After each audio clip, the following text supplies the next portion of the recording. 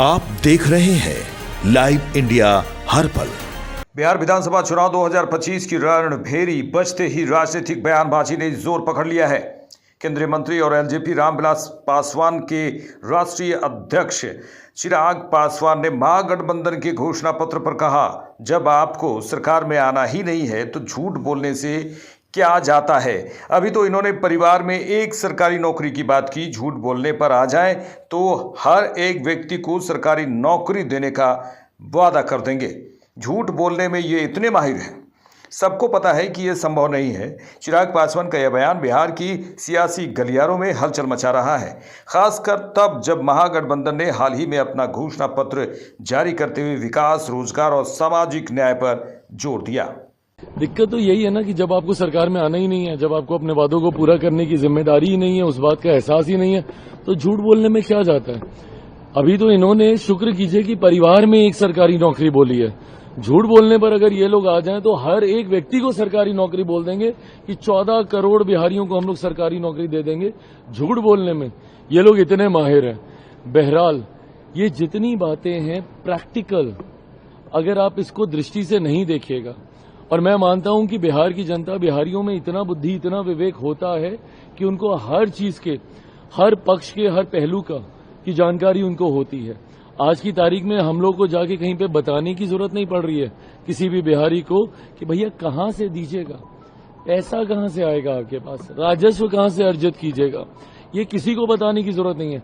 सबको पता है कि ये संभव नहीं है और ये झूठे वादे ये लोग कर रहे हैं। पर झूठे वादे करने का साहस भी इसीलिए आता है क्योंकि इनको पता है कि सत्ता में आना ही नहीं, तो जितना झूठ बोलना बोलते रहो। पलायन की बात कर रहे हैं। हाँ, पलायन रुकेगा, सरकार आएगी। पलायन शुरू किसने करवाया था ये भी एक बार झांक के देख लें।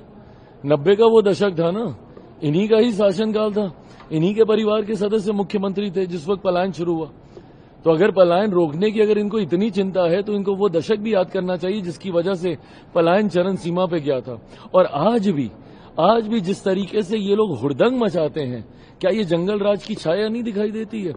अभी परसों हमारे वहां पे प्रत्याशी जिसकी गाड़ी को तोड़ा गया बख्तियारपुर में, वहां पे उनकी गाड़ी के ऊपर जिस तरीके से हमला किया गया, ये वही लोग हैं ना, इसी मानसिकता वाले लोग हैं जिन्होंने जंगल राज के समय किसी बिहारी को बिहार में रहने लायक नहीं छोड़ा था। आज उनकी वजह से बिहार इतना पीछे गया। जो पहली पीढ़ी जो अभी रील स्क्रॉल करती है और देखती है कि भैया दिल्ली बंबई इतने चमचमाते शहर बन गए, बिहार क्यों नहीं बना, इसीलिए उनको ये बताना जरूरी है फर्स्ट टाइम वोटर को कि भैया उस वक्त 90 का दशक था जिसने बिहार को कम से कम पिछले 2.5-3 दशक पीछे धकेलने का काम किया। नहीं तो जिस गौरवशाली इतिहास से हम लोग आते हैं भैया, शिक्षा के महत्व को देश तो भूल जाइए, दुनिया नहीं जानता था, तब हम लोग नालंदा यूनिवर्सिटी की हम लोग बात करते थे। एक से एक महापुरुषों की ये धरती रही है, कहने की जरूरत नहीं है भाई। बड़े बड़े अधिकारी, पदाधिकारी बिहार से होते हैं, IAS IPS ऑफिसर्स आप बोल लीजिए, मीडिया हाउस में देख लीजिए, बिजनेस हाउसेज में देख लीजिए। उसके बाद अगर बिहार का ये हाल हुआ तो कौन जिम्मेदार था?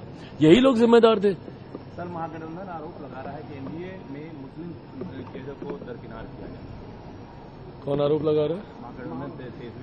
ये लोग क्या कर रहे हैं अपना भी बता दें प्रभु। हम लोग तो सीने पे कोई तमगे की तरह लगा के नहीं घूमते ना कि हम ही लोग हितैषी हैं, मुसलमानों के संरक्षक हम ही लोग हैं।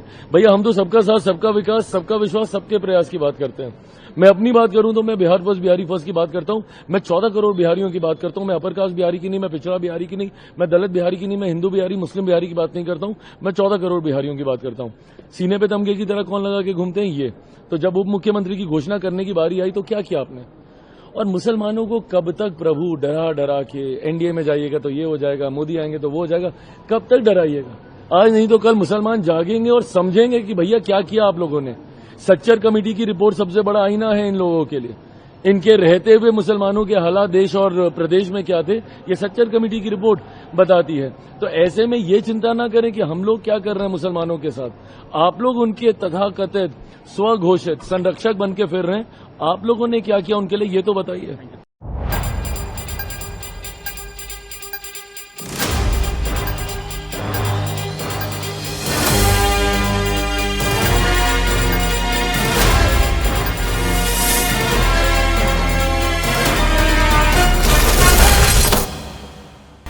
आप देख रहे हैं लाइव इंडिया हर पल।